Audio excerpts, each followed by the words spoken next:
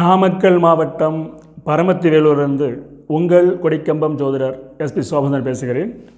எண்ணுள் கலந்து எண்ணில் நிறைந்து எண்ணை வழிநடத்தும் திருமுருகன் திருவருளுக்கு கோடான கோடி நன்றிகள்.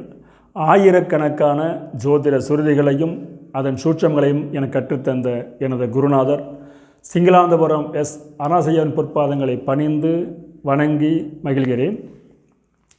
நமது காணொளியை தொடர்ந்து பார்த்து கொண்டிருக்கும் ஆதரவு வழங்கி கொண்டிருக்கும் என் ஜோதிட சொந்தங்களுக்கும் எனது மாணவர்களுக்கும் எனது வாடிக்கையாளருக்கும் கனிவான வணக்கங்களும் வாழ்த்துக்களும் நன்றிகளும்.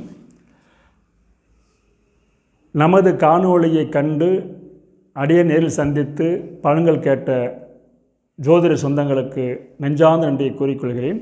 குறிப்பாக 17/3/2026 செவ்வாய்க்கிழமை அன்று எம்மை நேரில் சந்தித்த காணொளி கண்டு நேரில் சந்தித்த கோவை ராஜ்குமார் சபாபதி அவர்களுக்கும், சேலம் முத்துக்குமார் ஐயா அவர்களுக்கும், கோவை லட்சுமி நாராயணன் அவர்களுக்கும், ஈரோடு சுமதி அவர்களுக்கும், கருங்கல்பாளையம் கணேசமூர்த்தி அவர்களுக்கும், கரூரைச் சேர்ந்த அழகுலதா அவர்களுக்கும் நெஞ்சார்ந்த நன்றியை கூறிக்கொண்டு நமது காணொளியை காண்போம். இன்று நாம் இந்த பதிவில் காண இருப்பது ஒரு அற்புதமான தலைப்பு. சரியான லக்கணம் எது என்று எப்படி கண்டுபிடிப்பது என்ற தலைப்பில் ஒரு சிறிய கருத்தை பார்ப்போம். அதாவது நமது காணொளியை தொடர்ந்து பார்த்து கொண்டிருந்த ஒரு நேயருக்கு, ஜோதிட ஆளுநருக்கு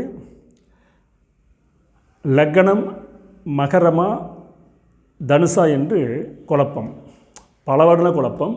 எந்த ஜோதிடரும் சொன்னது நடக்கவில்லை என்பது அவருடைய ஆதங்கம்.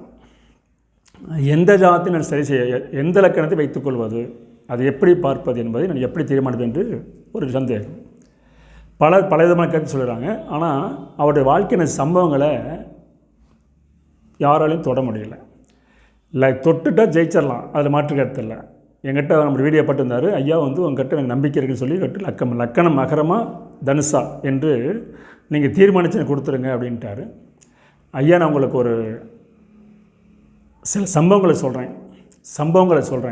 சம்பவங்கள் சரியாக இருந்தால் இந்த லக்கணம் தான் உங்கள் ஜாதகம் சொல்லி ஒரு 7 சம்பவம் சொன்னோம். 7க்கும் ஒத்துக்கொண்டார். இந்த வீடியோவை அவர் பார்த்துக்கிட்டு இருக்கார். இந்த வீடியோ அவரும் அவருடைய துணை மனைவியாரும் பார்ப்பாங்க. அவர் சொல்லி தான் இந்த கட்டத்தை போட்டிருக்கிறோம். அவரும் பார்ப்பார். சரி, கட்டத்தை பார்ப்போம். ஸ்க்ரீனில் பாருங்கள். 5/7/1987 7:30 PM. லக்னம் மகர லக்கணம். மகரத்தை தொற்றுச்சு. மகரம் தான் இவருக்கு பேசிக்கிட்டு இருக்கு. சரி, ராசி பார்த்தீங்களா, நட்சத்திரம் பார்த்தீங்களா, சித்த நட்சத்திரம், 4ஆம் பாதம், துலா ராசி. லக்னம் மகர லக்கணம். லக்கணத்துக்கு 3இல் ராகு, லக்கணத்துக்கு 4ஆம் இடத்துல குரு பகவான், லக்கணத்துக்கு 6ஆம் இடத்துல சூரியன், புதன், சுக்கிரன், லக்கணத்துக்கு 7இல் செவ்வாய், லக்கணத்துக்கு 9இல் கேது, லக்கணத்துக்கு 10இல் சந்திரன், 11 சனி பகவான். இது அவருடைய ராசி கட்டம். இவர் பிறந்து கோயம்புத்தூரில் பிறந்திருக்காரு. சரி, இப்போ பிறக்கும்போது இவருக்கு பார்த்தீங்களா, செவ்வாசை 1 வருஷம் 4 மாதம் 6 நாள் இருக்க பிறந்திருக்காரு. செவ்வாதசை முடிஞ்சு, ராகு முடிஞ்சு, குருசை முடிஞ்சு, இப்போ சனியில் புதன் பற்றி ஓடிக்கிட்டு இருக்கு. இப்போ கரண்டில் 2/8/2022 சனி திசையில் புதன் பற்றி தொடங்கி நடந்துக்கிட்டு இருக்குது. இப்போ லக்கணம் மகரம்தான் தீர்மானிக்கிறதுக்கு நான் அவர்கிட்ட 2 பாயிண்ட்டு கேட்டேன். ஆமான்ட்டார். முதல் பாயிண்ட்டு, காரணமாம் 11 குடையோன் காணுமிடம் பழங்குறைந்து நீசமாகி. நீங்கள் மகர லக்கணம், உங்களுக்கு 11ஆம் சொல்லக்கூடிய செவ்வாய் நீச்சமாக இருக்கார். உங்களுக்கு நேர் மூத்த அண்ணன் இருக்கக்கூடாது இல்லைன்ட்டார். லக்னத்தை சனி பகவான் 3ஆம் முறையை பார்த்துட்ருக்காரு. செவ்வாய் 7ஆம் முறையை பார்த்துருக்காரு. உங்களுக்கு உடம்பிறப்பிலே நீங்கள் ஒரே பையன். ஆமான்ட்டார். அதாவது லக்கணத்தை சனி செவ்வாய் பார்த்தா அவங்களுக்கு உடம்பிறப்பு இல்லை. லக்கணத்தில் சனி செவ்வாய் இருந்தாலும், லக்கணத்தில் சனி செவ்வாய் பார்த்தாலும் உங்களுக்கு உடம்பிறப்பு இல்லை, ஒரே பையன். 11ஆம் நீச்சமானால் அவருக்கு மூத்தவர் இல்லை. 2 பாயிண்ட் ஓகேன்றார். அடுத்து பாருங்கள், 3வது பார்த்தீங்களா, இப்போ இன்றைய கரண்ட் பாயிண்ட் சொன்னோம். லக்னத்துக்கு 9ஆம் அதிபதியும் சூரியனும் கூடி லக்னத்துக்கும் லக்னாதிபதிக்கும் 6-8 பாயிண்ட் மறைந்தால் நடக்கும் நேரம் தந்தை இருக்க மாட்டான்னு சொன்னோம். அவர் சொன்ன பாயிண்ட், ஐயா எங்கள் அப்பா இறந்து 2 மாதம் ஆகுது அப்படின்ட்டு. வார்த்தையை கவனிங்க. லக்னத்துக்கு 9ஆம் அதிபதியும் சூரியனும் கூடி 6-8 பாயிண்டில் மறைந்து லக்னத்துக்கும் மறைந்து லக்னாதிக்கு மறைந்தால் நடப்பு திசை தந்தைக்கு ஆகாது. 2 மாதம் ஆச்சுன்னு. அடுத்த பாயிண்ட் பாருங்கள்.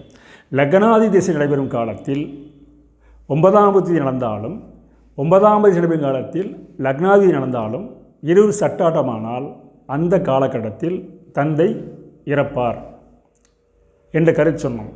ஆமான்ட்டார். அதில் தந்தை இறக்கும்போது நீ கூட இருக்க மாட்டேங்கன்னு சொன்னோம். அப்பா உடம்பு குறைபாடு இருந்தவர், பராமரித்தவர், அப்பானா இவருக்கு அப்பா கொல்ல பிரியம்.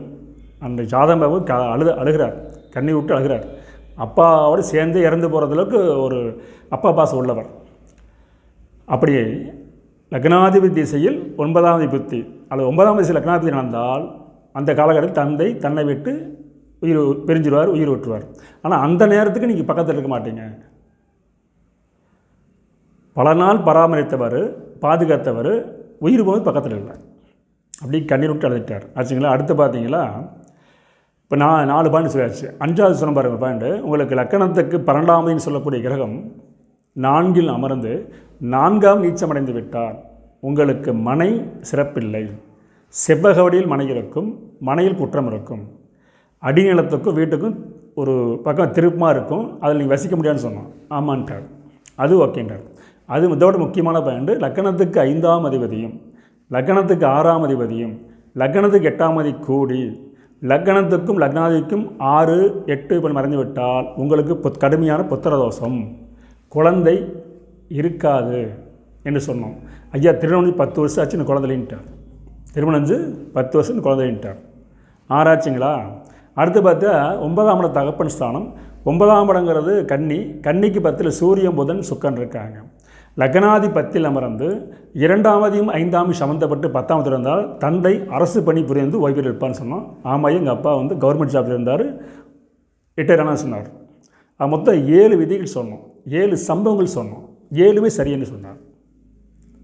7மே சரின்னு சொன்னார். அப்போ தனுசாக இருந்தால் இது சரியல்ல, மகரத்துக்கு சொல்லக்கூடிய ஒவ்வொரு விதியுமே சரியாக இருக்குன்னு சொல்லி மகரமே தீர்மானிக்கப்பட்டு சொன்னார். இவருக்கு அடுத்த கடத்துக்கு சில வழிமுறை சொல்லி அனுப்பியிருக்கிறோம். ஆனால் ஒரு ஜாதகம் லக்கணம் சரியான லக்கணம் என்று அதாவது லக்கண சந்தி வரும் காலத்தில் லக்கண தீர்மானிப்பதற்கு அவர் வாழ்க்கை நடக்கும் சம்பவங்களே சாட்சிகளாக இருக்கும். சரிப்படுத்தம் என்பது நிச்சயமான உண்மை. இந்த மாதிரி நிறைய விதிகளை லக்கணத்தை தீர்மானிக்கிறதுக்கு எங்கள் வகுப்பில் எடுத்துருக்கிறோம்.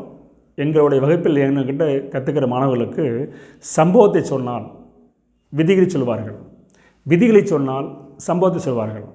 இரண்டையும் இணைத்து பயிற்சி எடுத்து கொண்டிருக்கிறார்கள். அதனால் ஜாதருக்கு தனுசு லக்கணம் அல்ல மகரமே லக்கணம் என்று கூறி அவருக்கு அனுப்பி வைத்தோம். மிகுந்த மகிழ்ச்சியோடு சென்றார். அவர் சொன்ன கருத்து, ஐயா எனது பல வருட சந்தேகம் இன்று தீர்ந்தது, என் வாழ்க்கையின சம்பவங்கள் இதுவரை எந்த ஜோசி இது மாதிரி சொன்னதில்லை என்று சொல்லி சந்தோஷப்பட்டு சென்றார். அவர் சொல்லிய கருத்து, என்னுடைய ஜாதகத்தை நீங்கள் வீடியோ போடுங்க என்று சொன்னார். போட்டோம். இப்போ அவரும் பார்த்துக்கிட்டு இருப்பார் என்று கூறி ஒரு லக்கணம் தீர்மானிக்கிறதுக்கு நிறையா விதிகளை பயன்படுத்த வேண்டும். அதாவது அவருடைய வாழ்க்கையில் எனக்கு சம்பவங்களை சொல்லணும்.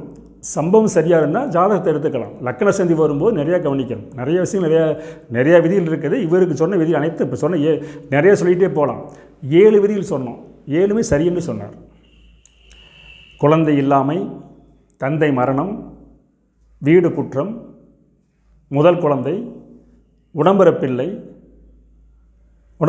இல்லை என்று அதே மாதிரி இது மனைக்குற்றம், மக்கள் குற்றது எல்லாமே சொன்னோம். அதே மாதிரி தனியார் பணியில் நிரந்தரமான ஒரு திருப்திகரமான வருமானம் இல்லாமல் ஒரு சராசரி வாழ்க்கை வாழ்ந்துகிட்டு இருக்கார்.